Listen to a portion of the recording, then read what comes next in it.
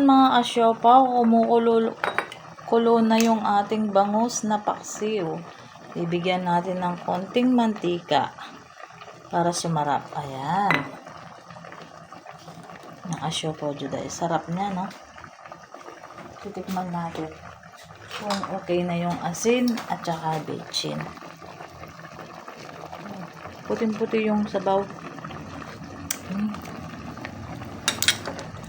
Ayos na po. Bibigyan natin ng ang tawag dito. Tuyo na yata tong ko. Sili ko. Mga asyoto.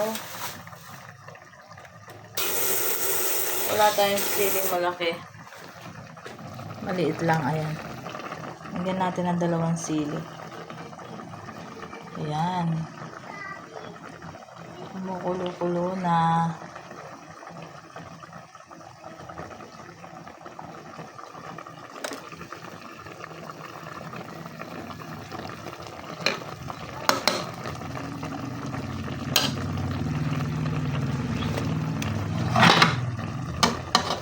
Paki-like and share po ang ating video mga asyopaw juday. God bless, ingat.